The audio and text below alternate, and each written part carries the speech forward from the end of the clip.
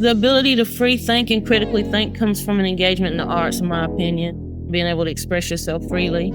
And I think the arts imperative to doing that is almost makes me want to cry to imagine what my life would have been like without access to music and drawing and painting. I don't really understand a world without that. Hello, and welcome to Power Beyond Pride, a weekly queer change-making podcast, bringing you voices and ideas from across our fierce and fabulous spectrum to transform our world. I'm Daniel W.K. Lee, poet, author, and middle child without middle child syndrome. Are you sure? I'm sure. I'm the only son. Well, that's why you don't have it. And I am Mattie, the other co-host for today. I am the hostess with the loudest laugh in the room. I promise you, I'm always going to be the loudest person. I'm country, southern, and beautiful all the way around. And we are your co-hosts today on this Queercast journey. So thank you for joining us and listening to our podcast. On today's episode, we are talking with Shirlette Ammons. She is a hip-hop artist, poet, and producer from Durham, North Carolina. She is known for combining music, poetry, and film, and for exploring themes of race, gender, and sexuality. Welcome, Shirlette. How you doing today? Hey, y'all. Thank y'all for having me. I appreciate y'all having me on. We are so honored to have you. Before I get to our planned questions, I don't know if you were paying attention to the news today, but did you have any thoughts on the fatal shooting of conservative pundit Charlie Kirk? I think that's what I had as we were connecting. I was listening on my computer. I mean, I don't know. It's like, there's some irony there. That's all I got to say about that. Yeah, you gotta be. Irony You gotta is an be. understatement. Yeah. Yes. Yeah. You can't speak hate and expect hate not to be taken out upon you. So this feels like that. Honestly, very hateful dude. So yes, he was very glib about gun violence control and the irony. Hence the irony. That's what I was referring to. For sure. Yeah. For sure. And top of all the other vitriol he spewed out in the world. So yeah, maybe folks will think about creating a world that we can all live in and be safe in. And this maybe will be some sort of, well, you would hope that this will be some kind of come to Jesus moment for some folks, but we'll see. We'll hope. I would say that's a long that was a little. I know you would think, but shit, we've seen so many other opportunities for that to be so, and it has not been so. So, Absolutely.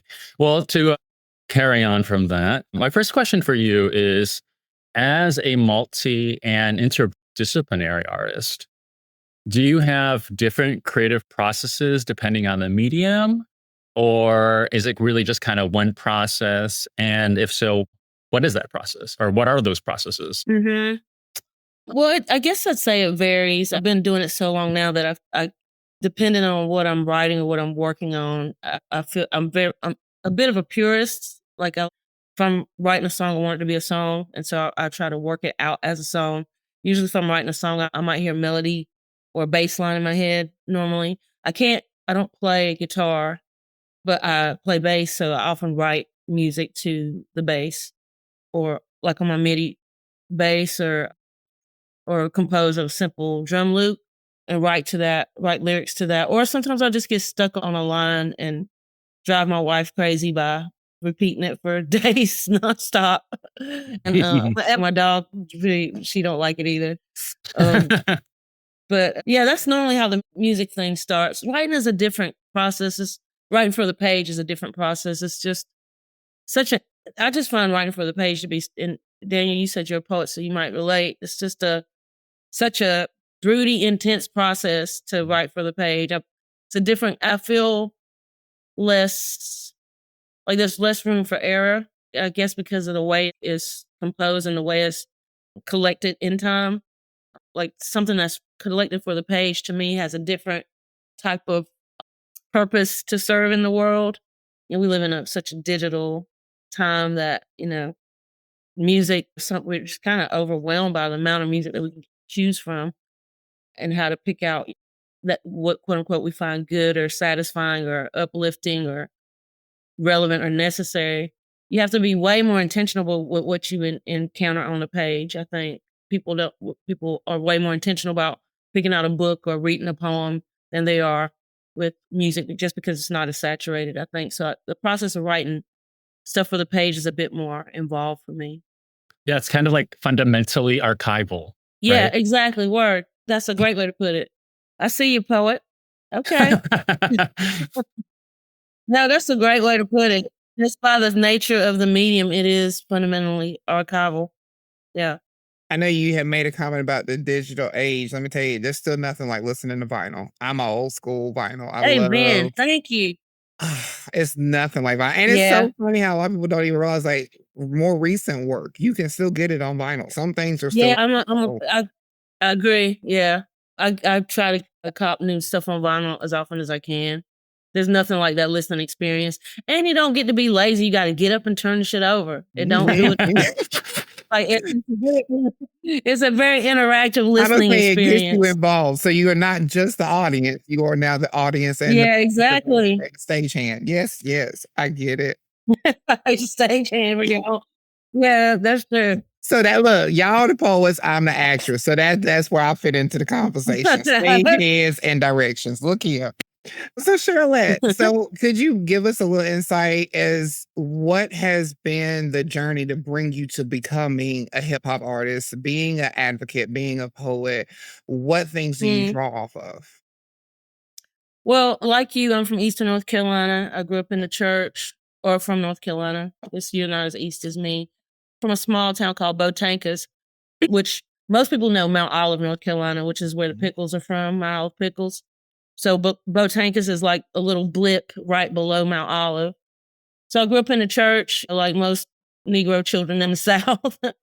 Just grew up singing in the church choir. I have a twin sister. Need a cross. And that we were always kind of a spectacle because we looked alike, and so we'd sing a solo in the church choir all the time. And we were just, because we were in the country too, we were just outside all the time, and all this open land was around us, and we were just hella creative by the nature of being in all that open space. And yeah, we would just create songs. And I come from a pretty big family. My mom had 12 brothers and sisters. So we had a shit ton of cousins around, and we would just create and imagine all day. That was our job as kids. And so I really credit that experience of growing up out in the country with my creative blossoming and just my ability for my mind to just do what it wanted to do. And then the church experience was formative. You have to sing in the choir, you have to learn Bible verses. And so memorizing these like lengthy Bible verses for Sunday school for a church. So that kind of helped me with the freestyle element and the ability to recall stuff. And then fast forward to 18 and moving to Raleigh to go to NC State and getting involved with the spoken word movement that was popping off in the 90s. That was a really interesting time too, because it was the era of like boom bap hip hop and conscious rap is what we were calling it at the time. So folks were really like writing about and delving into this particular Afrocentricity and like, harkening back to just the love of being Black and really cultivating a Black culture. And so that was just really exciting to be part of. And that's when I started going to open mics and writing and just trying to basically still telling Southern stories and still talking in the vernacular of Eastern North Carolina and my people, but doing it amongst all these different young hip hop cats that I was coming of age with. Awesome. Thank you for sharing that. Yeah. Yeah. I want to kind of like also will highlight one of your early projects called Twilight for Gladys Bentley, Yay. which seemed to Gladys be Bentley. yeah, which seemed to be inspired by the Harlem Renaissance and Gladys Bentley, of course. Yeah. And the single from the project titled Get Dressed, that is, which was an homage to Bentley's defiance of gender. How would you say that your personal work, and how long has it maybe been a part of your performing persona as well, kind of to kind of defy or shape the discourse of gender? Gladys Bentley was important for me to find, especially as a little burgeoning, dykey, queer hip hop artist, just posing like the dudes on stage, just grabbing my crotch on stage all the time and not knowing what the fuck I'm doing that. Because all the dudes do it, I guess that's why I'm doing it. But then I started to interrogate it. It was like a sign of prowess, like lyrical and sexual prowess, of course. But I was like, what was that for queer people? Like, not how do I like queer this a bit and not just replicate what the straight boys are doing? And half of the shit that we're doing was misogynistic, and it just was like kind of troubling. And so I found this anthology called The Greatest Taboo, and there was a essay about Gladys Bentley in it. But yeah, Gladys Bentley, finding this essay about her, and like it was really important because it showed me that what I was doing was nothing new, or what I was seeking was nothing new. There were folks that I could look back to throughout queer history who were challenging gender roles the same way that I was trying to do within hip hop, but they were doing it within the course of their own genre. So she was just mad important. So the whole Twilight for Gladys Bentley record is not only a homage to Gladys Bentley, it's also me writing with the question, what would Gladys Bentley do, basically, in this time with hip hop as the primary genre of the populace. So, Okay. I love that as a project. That's very cool. yeah. Yeah, I one of my favorite projects. It was actually, I took time to go listen to it. I thoroughly enjoyed that project. Oh, thank you. As a poet and artist, and as a hip hop artist, who did you look up to? Who inspired you that were already artists or in the movement and things like that? Well, like I said, I grew up also like in the church, so like the Clark sisters were a big deal. Shirley Caesar, I love the mass choir thing, like the mass choir sound. Mississippi Mass Choir was a huge deal. My folks would always listen to Slim and the Supreme Angels and that type of gospel music, like that quartet gospel. And then when I started kind of venturing out on my own, Janet Jackson was my first love. Janet was just, Janet made me, Janet Jackson's probably why I'm queer right now. Sexual awakening. Sexual awakening. Exactly. Yes. I blame Janet. But then getting more, I guess, the more subversive music, Meshell Ndegeocello was a huge influence on me. And then also coming of age in that neo soul era, like all the, like I loved Cree Summers records. Like I loved the like more like the indie rock black folks, like Brand New Heavies, and then hip hop wise, of course, I love Tribe and De La Soul and Outkast, and then later Lauryn Hill, of course. So that, which I just feel so much. I guess everybody probably says this about their generation, but I just felt like our musical generation was so rich. And then we had the ability to build on like the 80s and 90s R&B, soul, synth rock stuff that was happening that I was in. I loved Wham. I loved Prince, of course, and Stevie Wonder and Michael Jackson. And so we just, the girth of music that I feel like I had to pull from was just vast and rich. And so to then be able to try to make my own stuff with all those different influences was mad exciting. It's like having the 68 crayons. You got so many colors, so many things to. And then somebody shows you the box of 24, you know what I'm saying? Yeah. Then it's like, oh shit, it's on. Yeah. Yeah. Well, we need to go to a quick break, and then please stay tuned and we'll be right back.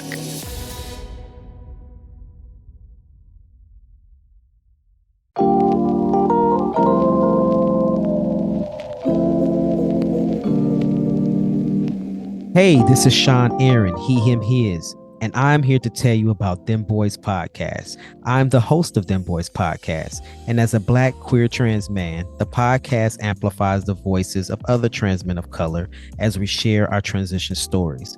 The podcast not only amplifies the voices of trans men of color, but it raises awareness and conversations around our lived experiences. You can listen to the podcast by going to themboys.org/podcast. That's DEMBOIS.org/podcast. I hope to have you join us on the next episode.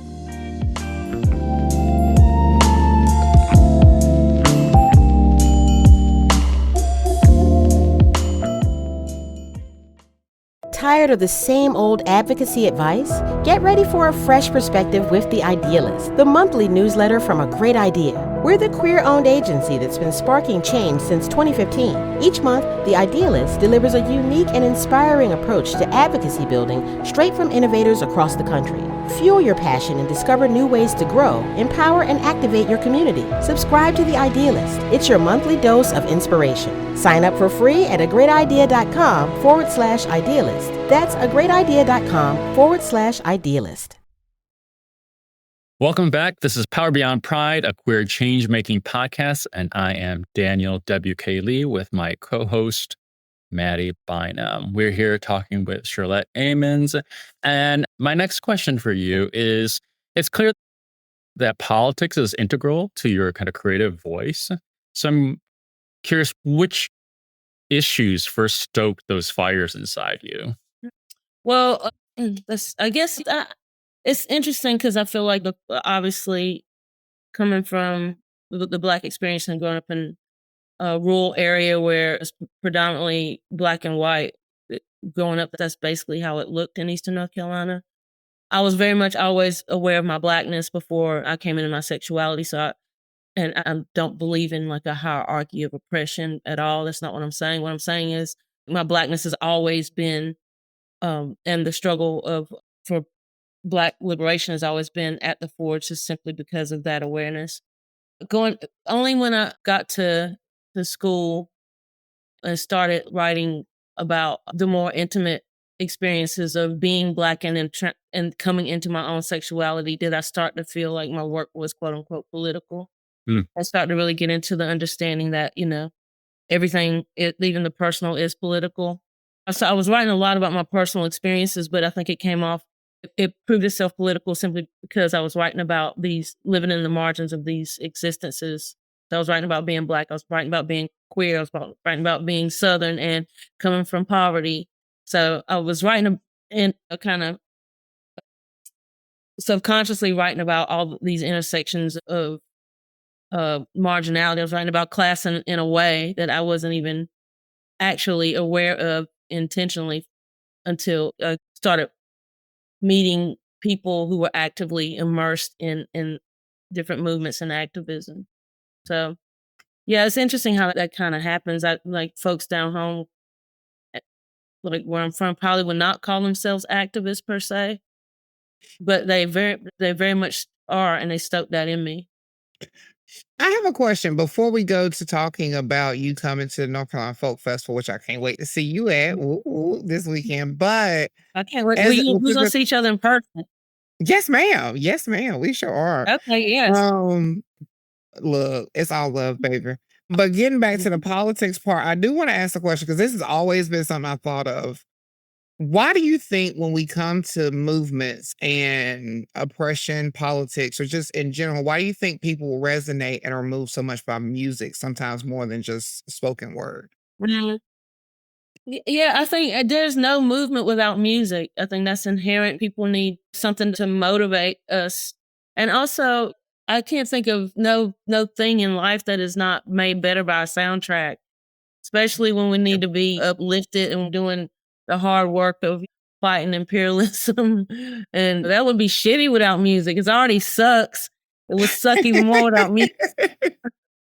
Just fighting fucking homophobes with no music? Jesus. I feel you. Like it's important, and it's just what it does. And there's that thing that in Black community about call and response, and the inherent feel good of the oral interaction in group settings, and how that has motivated and moved a lot of movements forward. So I can't imagine a movement without music.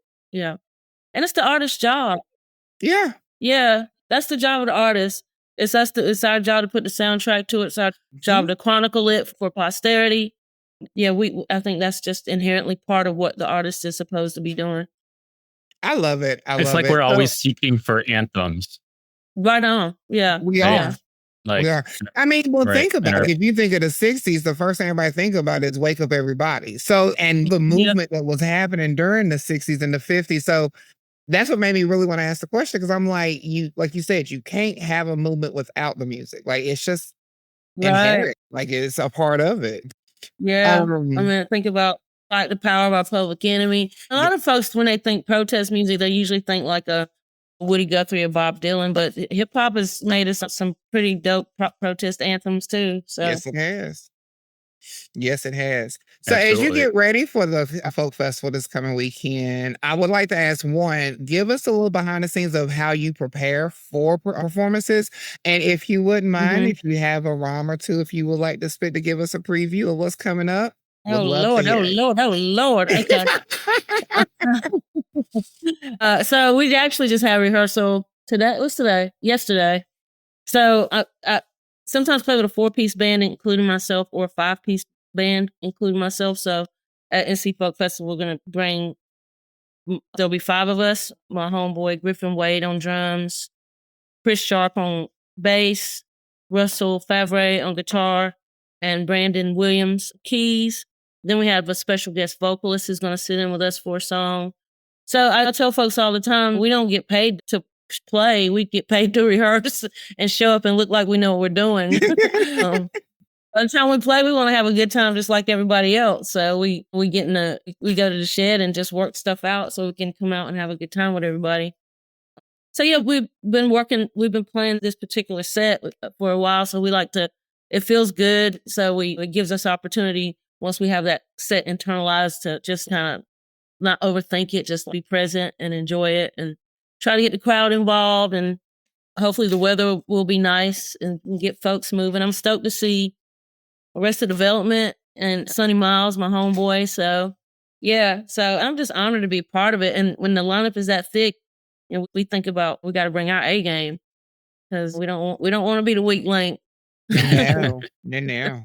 Let me tell you, I'm so ready to hear the song Tennessee. When I saw the Arrested Development was going, I know. oh my God. Now that was my childhood. That is the soundtrack to my childhood. Yeah. It made me think about riding to Topsail Beach and my homegirl Alicia Reeves's 1987-86 Honda Prelude, blasting Tennessee and trying PJ for the first time. that was the soundtrack. Tennessee was the soundtrack. Yes. Does Dion Ferris like touring with them? I don't think so, but that's a good question. I actually forgot that. Yeah. I think she left the group before. I mean, and they kept doing the things, but I don't know. But that would be something that would be a nice surprise. Yeah. Love her. I love her. Speaking of love, is there a favorite project that you've worked on, and why is it your favorite project? They all have different significances to me. I love Language Barrier just because the music was written by my homie Daniel Hart, and the music was really challenging for me to write to. Obviously, the Gladys Bentley project kind of gave me a new insight into myself via the lens of Gladys Bentley, and it got to turn a whole bunch of folks on to Gladys Bentley and her story, which was really important.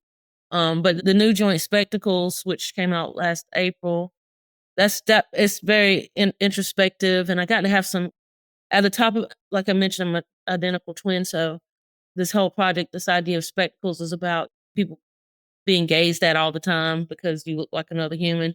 And also just the patriarchal gaze of being Black, queer, gender queering. And so, I asked a bunch of Black folks who occupy similar identities, what does it mean for them to be a spectacle?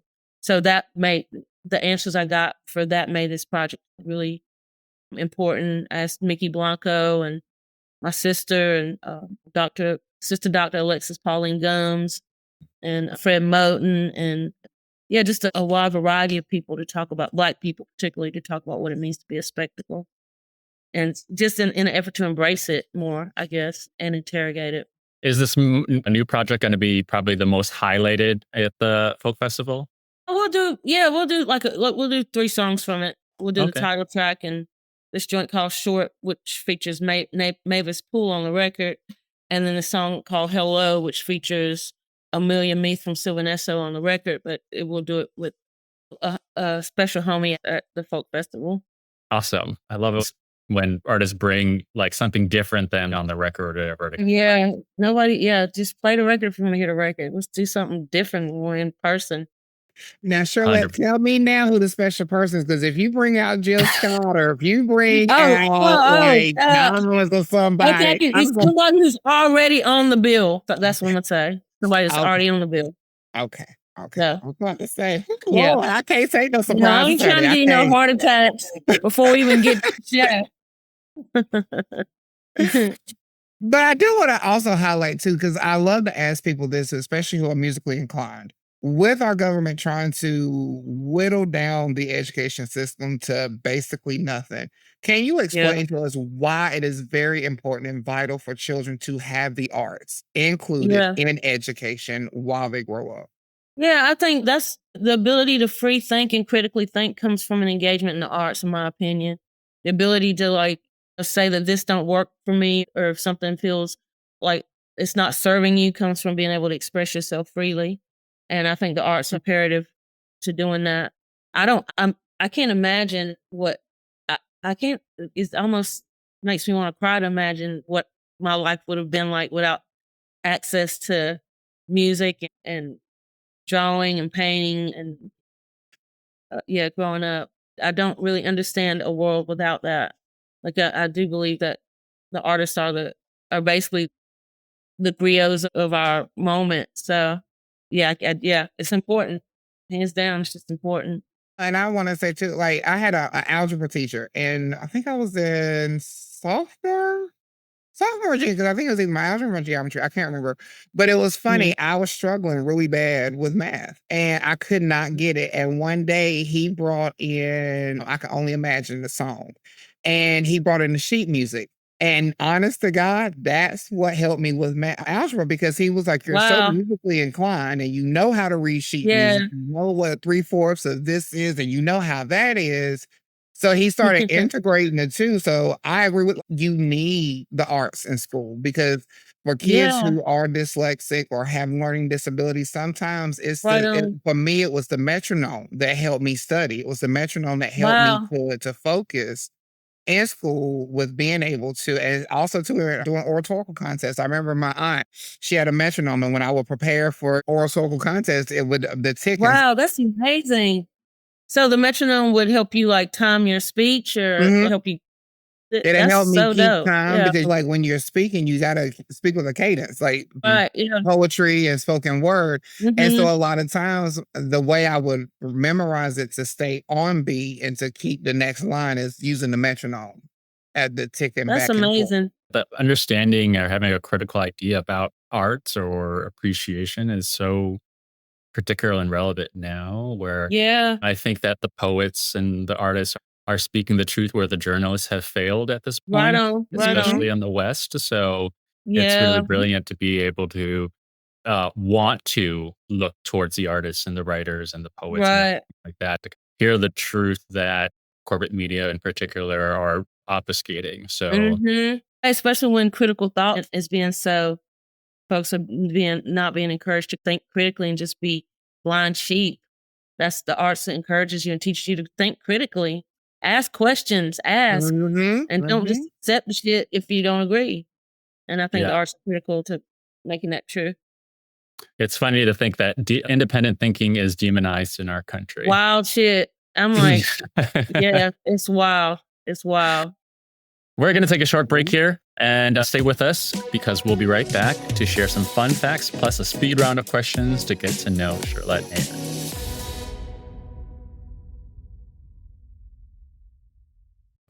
Hey, nonprofit leaders, change makers, and community builders. If you're navigating growth, equity concerns, or just trying to make your work better, you need to know about Orange Cap Consultation, a boutique consulting firm led by me, Melody KG.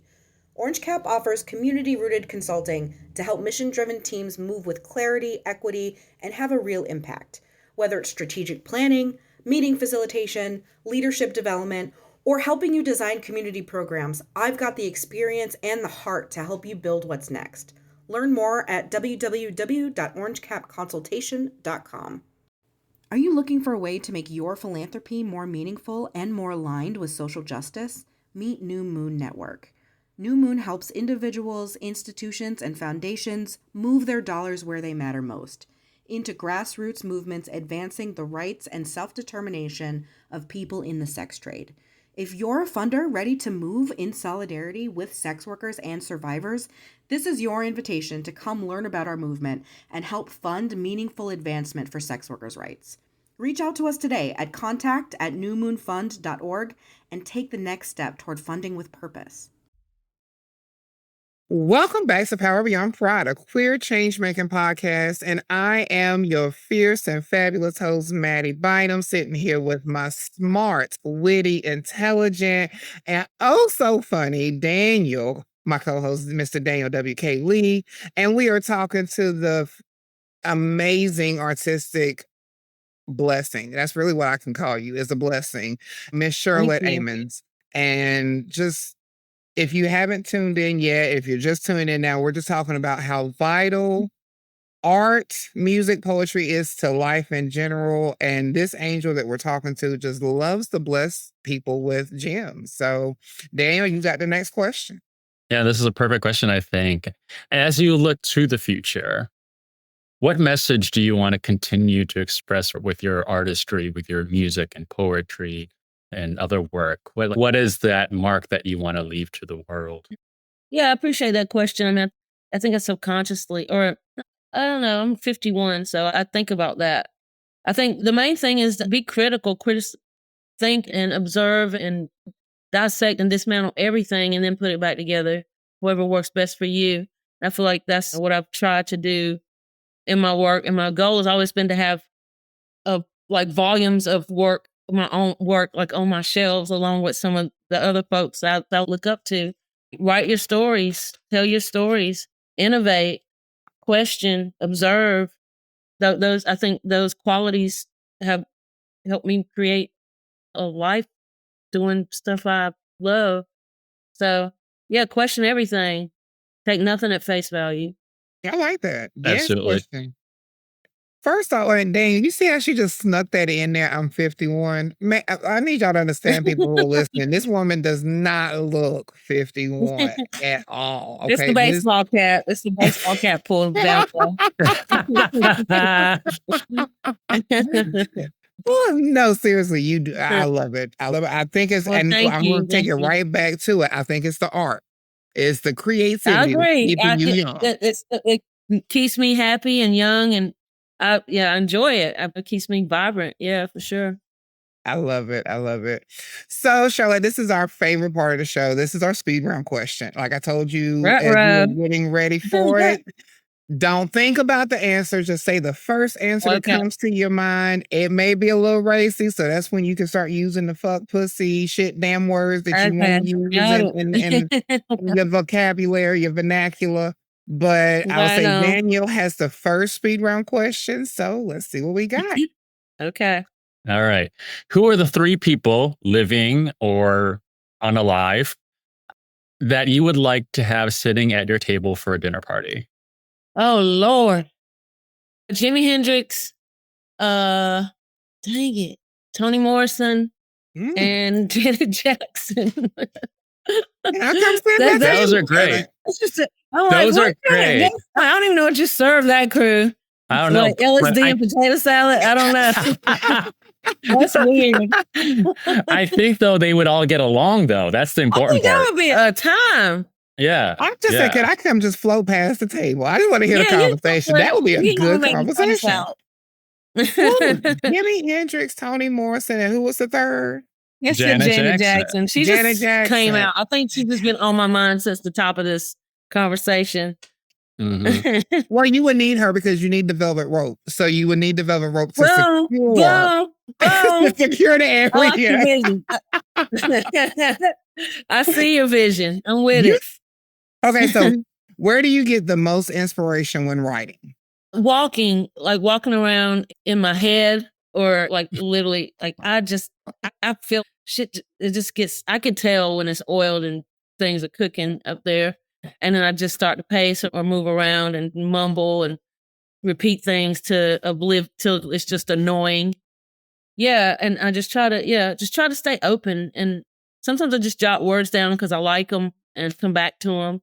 And then also try not to treat shit so precious. Words are not to covet and hold on to them so much that if they don't work, I won't let it go. Let it go and find another. It'll come back to me at a different time if needed or when needed. Absolutely. I definitely do the writing down a word that I like thing. Yeah. Ongoing list on my phone. If you could choose one sense to keep and you lose the rest, which one are you choosing? Oh, Lord. 1 sense? 1 sense. Yeah. That's not fair. Oh, maybe sight, because look at Stevie Wonder. I mean, that's the GOAT.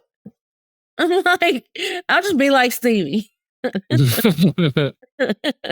I'm just gonna rock it like Stevie. Hey, no sight. Saying. And we make sure we won't let your hairline get all the way half with that. Okay, so I'm just gonna do what Stevie does. That'll work. My eyes are my eyes are a little wonky anyway, so. But I think I could be blind. I mean, I know this is gonna sound so bad. But just know I'm a comedian. But I think I could be blind too. I think if I had to give up a sense, I would give that one up as well. Yeah. I mean, as long as I couldn't, I need to hear. I need to engage. I mean, from the country, all those like natural sounds, that would break my heart not to be able to hear that. So, yeah, I'll stick with sight. So, do you drink water or tea before a performance? Usually water, maybe some hot tea, but always water, and preferably room temperature. Like cold water is just yeah. All right. What is your favorite picnic food? Fried chicken, cold. Because fried chicken, you can rock fried chicken. So you go pick up the fried chicken, or you fry it up and you put it in the basket. So it may not be hot when you get to your spot, but at least it's still got the crunch, got a little lukewarm heat. Chicken can be cold and it's just as good. It's either that or potato salad.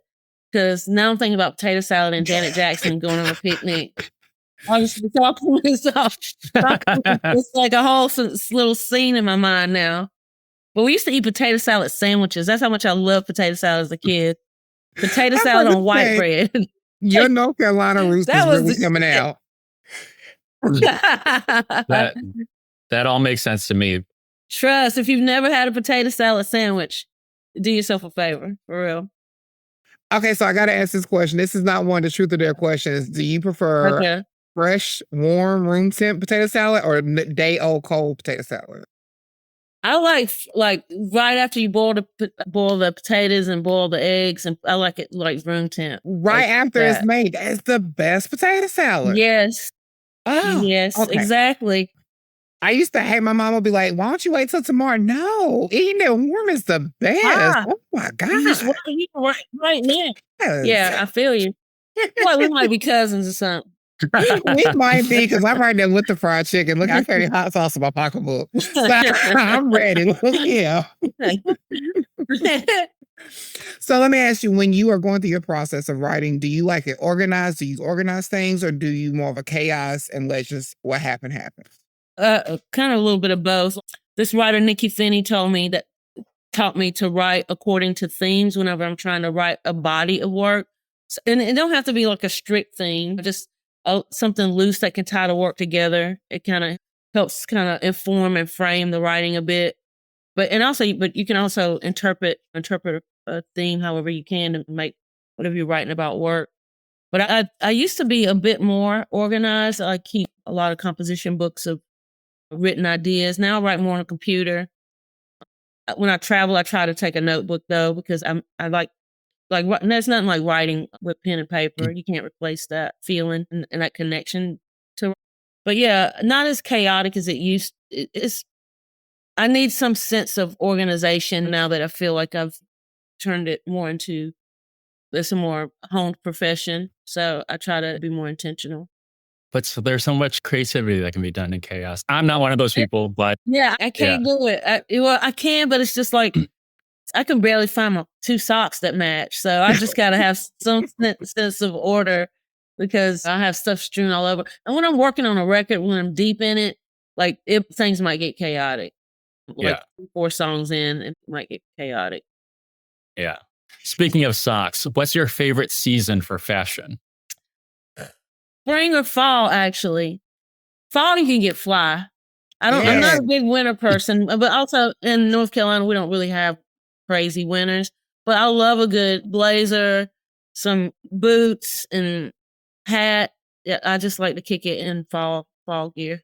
In Nice North All Carolina, accessories. Yes, the accessory game in fall is you can't beat it. Yeah.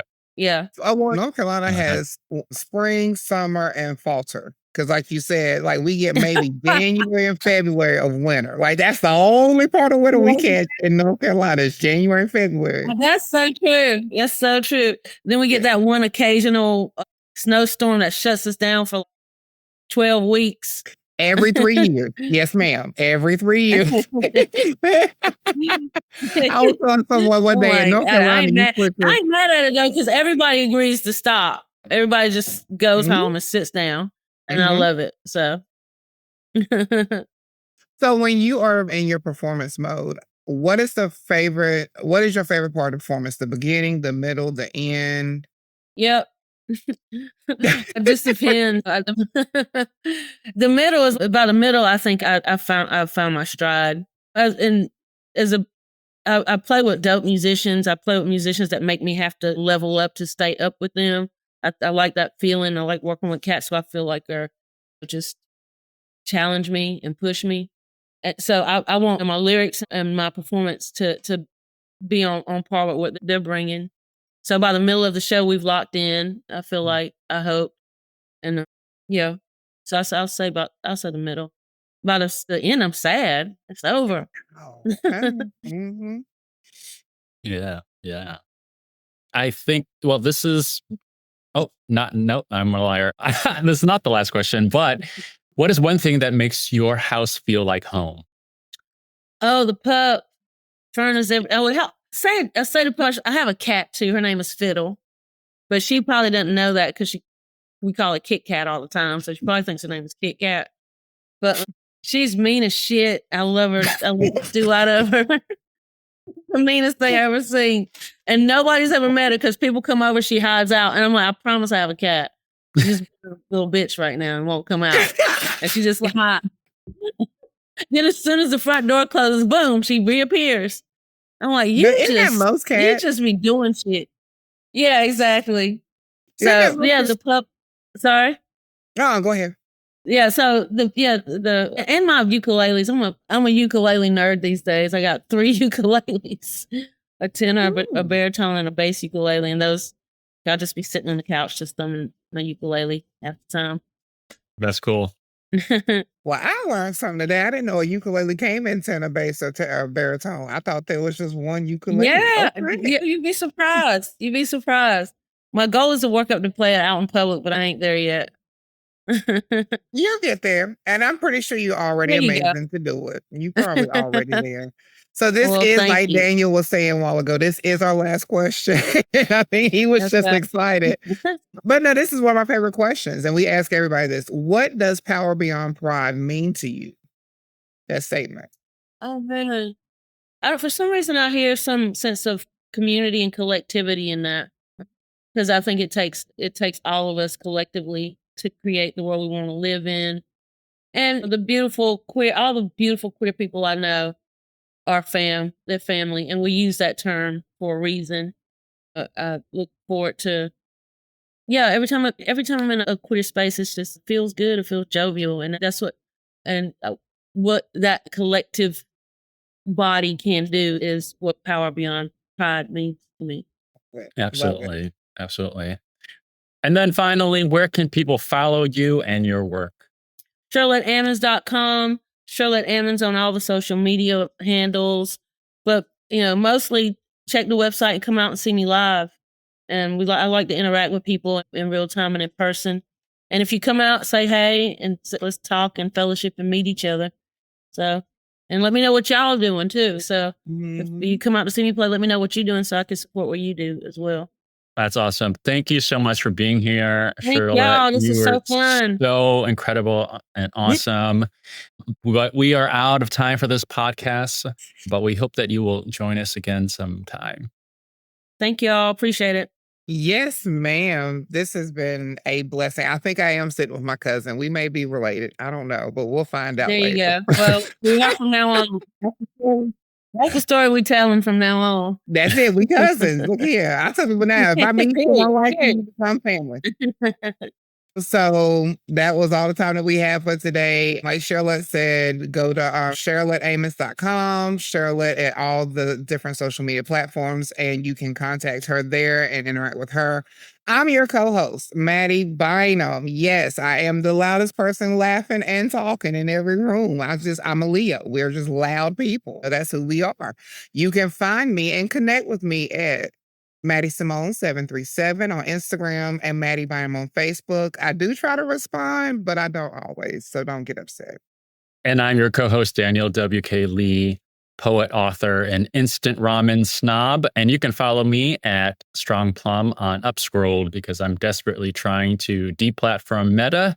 So Strong Plum on Upscrolled. Remember to subscribe and get your friends to subscribe to Power Beyond Pride wherever you're listening to this podcast right now. And check out our site at powerbeyondpride.com. Power Beyond Pride is a project from A Great Idea, a queer-owned design and content agency. Learn more about them at agreatidea.com. This episode is produced by Shane Lucas. Mattie Bynum is the project developer, and our editor is Jarrett Redding with support from Ian Wilson. And me and Daniel are just a part of our amazing host team that we have here at the show. So we ask that you please write into us, send us questions, send us comments and concerns. We would love to be able to converse about them and hopefully answer your questions. Check out our new episodes each week, and we look forward to queer change making with you next time. Thank you from all of us at Power Beyond Pride. Community organizers, are you ready to unlock new levels of impact? A Great Idea is offering a fantastic collection of free downloadable tools, helpful white papers, and so much more. As a queer-owned graphic design and digital development agency empowering change since 2015, we're dedicated to providing you with the resources you need to grow, empower, and activate your communities. Discover insightful knowledge and practical tools to enhance your work. Explore A Great Idea's free resources today at agreatidea.com/insights. That's agreatidea.com/insights. Your mission is vital. Let A Great Idea help you magnify its impact. As a queer-owned graphic design and digital development agency serving nonprofits, healthcare, and education nationwide since 2015, we're dedicated to growing, empowering, and activating your advocates. Our award-winning work speaks for itself. We deliver transformative change. Ready to see your impact grow? Book a session and let's get started at agreatidea.com. That's agreatidea.com. Pride.